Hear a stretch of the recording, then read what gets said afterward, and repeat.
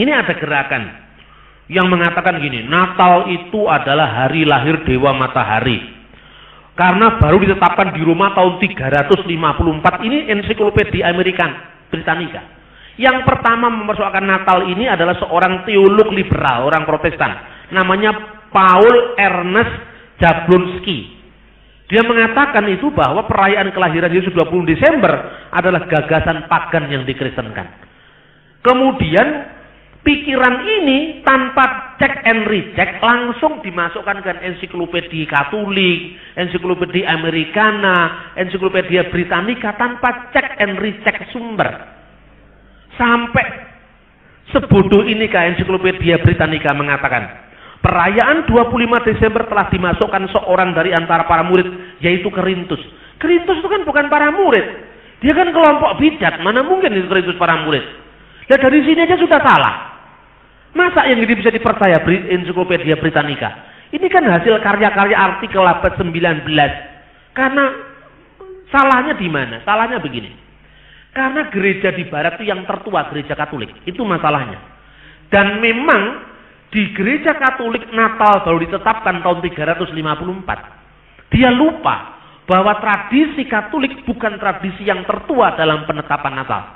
Gereja Katolik hanya memakai penanggalan lama yang sebelumnya dipakai oleh gereja Ortodok Yunani, penanggalan Julian, dan penanggalan Julian sebelumnya diadaptasi dari tradisi yang lebih lama lagi, yaitu penetapan Natal yang dilakukan sekitar tahun 190 Masehi oleh Pope Demetrius Patriark Alexandria Mesir. Situlah Natal pertama ditetapkan. Tapi karena penulis artikel ensiklopedia Britannica, ensiklopedia Katolik tidak pernah mengenal gereja Koptik, akhirnya salah kaprah ini ngombroworo kemana-mana. Terus kemudian pendekar-pendekar orang patek pinter yang namanya saksi Yehova itu yang keluyuran kemana-mana itu mengatakan, mana ada Natal itu domba-domba digembalakan di tengah padang, itu kan musim salju, tanpa dicek and recheck. Waktu para penulis itu nulis seperti itu, mungkin belum pernah mengunjungi Israel. Coba sekarang dicek di Israel. Apa ya Bethlehem itu saljunya cukup kental, cukup banyak? Israel itu kan terbagi dua. Israel Utara, itu daerah yang disebut daerah pegunungan. Gunung Hermon itu memang ada saljunya. Makanya kalau bulan Desember, kita bisa lihat salju itu naik kereta itu, kereta listrik itu. Dari Bukit Hermon ke bawah. Tapi di Bethlehem mana ada salju? Yang bener aja. Bethlehem itu paling minus itu berapa itu? Kira-kira tidak sampai 0 derajat, tidak pernah. Mungkin 5 atau 4 itu saya catatan di sini. Tidak pernah. Sehingga di Bethlehem domba-domba tetap bisa dikembalakan pada bulan Desember. Itu faktanya seperti itu sampai saya lihat gambarnya ini loh. Ini ada gambarnya ini. Untung saya nggak ngomongnya secara ini. Ini lihat. Ini domba-domba digembalakan pada musim salju ini. Misalnya ditulis di sini, Mbak, ini saya bulan Desember lo digembalakan nggak gitu? Coba.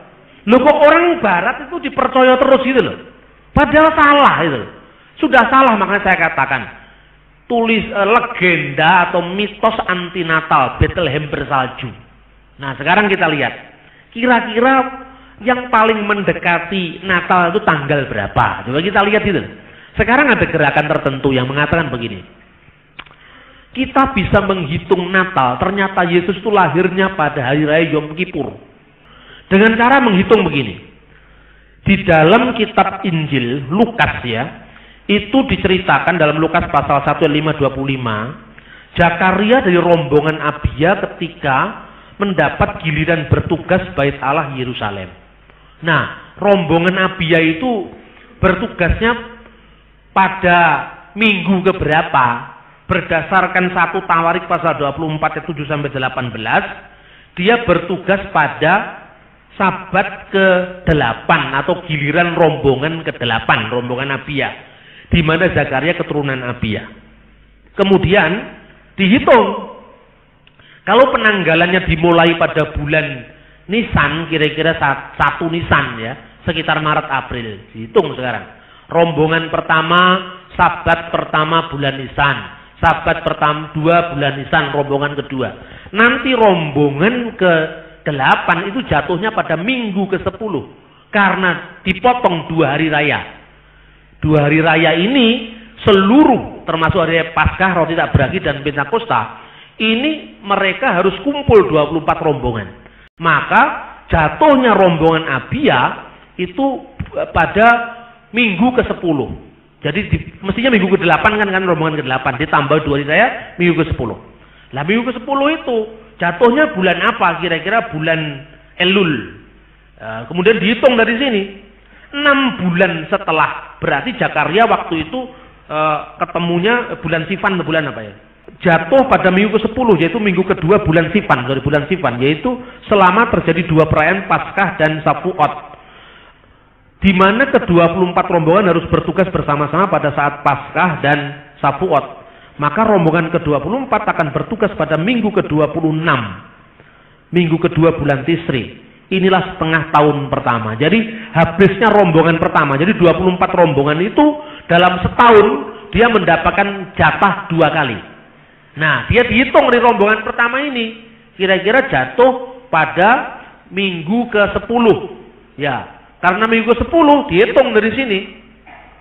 6 bulan setelah minggu ke-10 itu bulan apa? Lalu ketemunya nanti Yesus itu lahirnya kira-kira bulan Oktober gitu loh.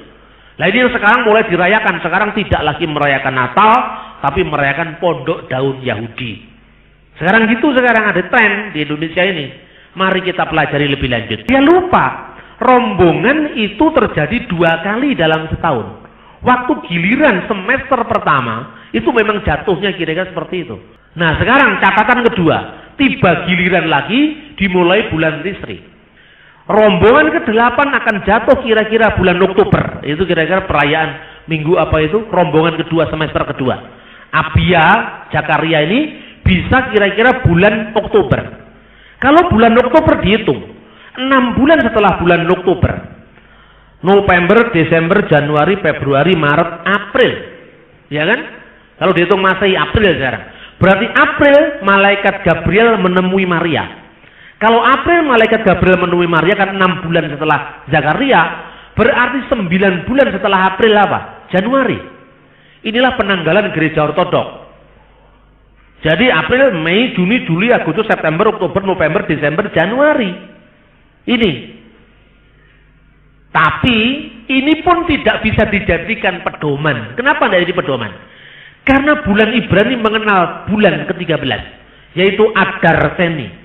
Dan setiap tahun itu berubah terus. Karena tidak ada catatan dari abad-abad pertama Masehi tentang kapan waktunya Zakaria itu bertugas di Bait Allah, maka jadwal rombongan yang 24 tidak bisa dijadikan pedoman. Lalu kita pakai pedoman yang apa? Untungnya Alkitab masih punya catatan. Ketika Zakaria itu bertugas, di situ gambarannya apa? Karena kan tahun bergeser terus. Makanya ada perhitungan lain. Melihat konteksnya cerita Lukas itu. Giliran rombongan Abia bertugas di mana Zakaria masuk di dalamnya, kelihatannya pada waktu hari raya perdamaian, yaitu hari raya Yom Kippur yang jatuh pada tanggal 10 bulan Tisri.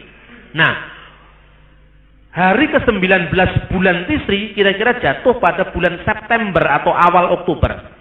Kita mendapatkan minggu pertama pada bulan Oktober sebagai tanggal yang paling mungkin Zakaria bertugas di Bait Allah. Dasarnya apa? Ada 2 catatan gereja kuno. Catatan pertama dilakukan oleh bapak gereja yang bernama Yohanes Chrysostomos. Yang kedua, catatan yang diberikan oleh pujangga gereja Mar Efraim Kecapi Roh Kudus. Gelarnya Kecapi Roh Kudus karena dia ini pemain kecapi, memuji Tuhan. Itu namanya Mar Efraim dari Syria. Dia mengatakan malaikat Gabriel menemui Maria 6 bulan terjadi pada bulan Nisan. Ini kata Mar Efraim. Nah, kata Yohanes dan Chrysostomos, dia mengatakan bahwa tahun itu Maria menerima kabar gembira bulan ke-6 setelah pewartaan malaikat kepada Zakaria, itu kira-kira pada bulan Santikos tanggal 15. Bulan Santikos itu bulan apa lah? Mungkin kita baru dengar sekarang ini.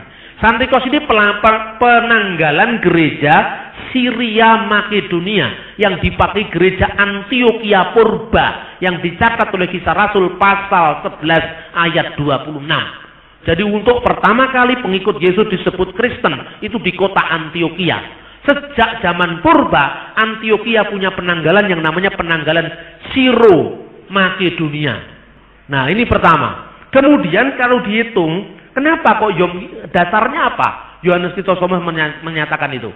Upacara apa yang ada pembakaran ukupan? Upacara Yom Kippur. Coba baca Ibrani pasal 9 ayat 1 sampai 7. Itu jelas ruangan Maha Kudus. Di sini kemudian ada tirai dan tirai, di sini kemudian ruangan suci. Itu jelas semua. Jadi dari berdasarkan deskripsi itu maka kelihatannya Zakaria sangat mungkin dia mendapatkan tugas itu pada perayaan Yom Kippur. Dan ini bisa dibandingkan dengan Imamat pasal 16 ayat 12 dan 13. Nah sekarang upacara Yom Kippur terjadi pada bulan apa?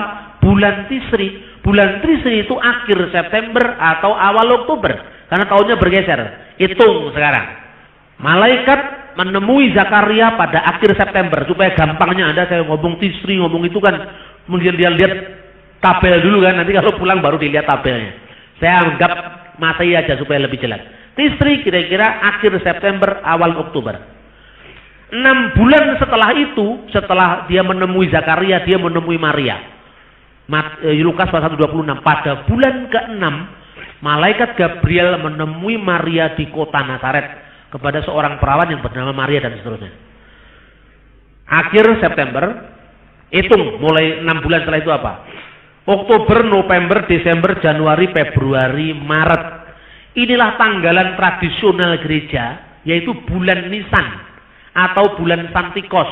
Nah, bulan Santikos menurut kalender Syro Makedonia atau bulan Nisan menurut kalender Yahudi, ini kalau dihitung kemudian jatuhnya 25 Maret menurut kalender Gregorian yang dipakai gereja Roma Katolik. Ini pun baru diadakan abad 16. Loh, bagaimana Anda mengkritik Natal berdasarkan data abad 16? Karena Paus Gregorius mengubah itu dari penanggalan lebih kuno, penanggalan Julian. Mestinya kan dilacak dari gereja yang paling kuno menetapkan Natal itu. Kemudian ditetapkan menurut kalender matahari Julian itu pada tanggal 6 April. Nah sekarang 6 April atau 25 Maret itu bukan tanggalan aslinya. Itu tanggalan yang disesuaikan dari penanggalan asli di mana Natal pertama ditetapkan, yaitu dalam Koptik dan Syria aslinya. Kemudian diikuti Roma dan Yunani. Nah sekarang kita hitung, kalau bulan Nisan tanggal 6 itu kira-kira di tahun matahari menurut Julianus jatuhnya 6 April. 6 April 9 bulan setelah 6 April, Mei, Juni, Juli, Agustus, September, Oktober, November, Desember, Januari. 6 Januari inilah tanggalan Natal Gereja Ortodok Timur. 25 Maret. Tapi ingat, 25 Maret, April itu bukan tanggalan aslinya. Itu penyesuaian. Dihitung sekarang. 25 Maret. April, Mei, Juni, Juli, Agustus, September, Oktober, November, Desember, 25. Terus yang nyontoh Dewa Matahari itu mana datanya sekarang? Tunjukkan sekarang. Ya semua ngomong terus ada datanya dong. Masa tulis buku setebal ini, judulnya Misteri Natal. Ini tulisannya Armstrong atau siapa itu, beredar di Gramedia itu. Saya baca bar tak woco tak guak di tempat sampah. Yang penting tahu isunya bar itu supaya nggak diwaca uang tak guak. Tak jawab gitu. Saya baca itu. Itu coba nulis begitu itu, tidak ada literaturnya, tidak ada bibliografinya, tidak ada kutipannya, semua itu. Nah ini kan podo karo dongenge nyolong kancil nyolong timun kalau nggak ada tulisannya. Kalau nulis skripsi aja nggak lulus itu jadi sarjana. Karena apa? Ini ngutip nggak ada kutipannya. Bagaimana dari mana sumbernya dari mana? Lu gini kok dipercaya?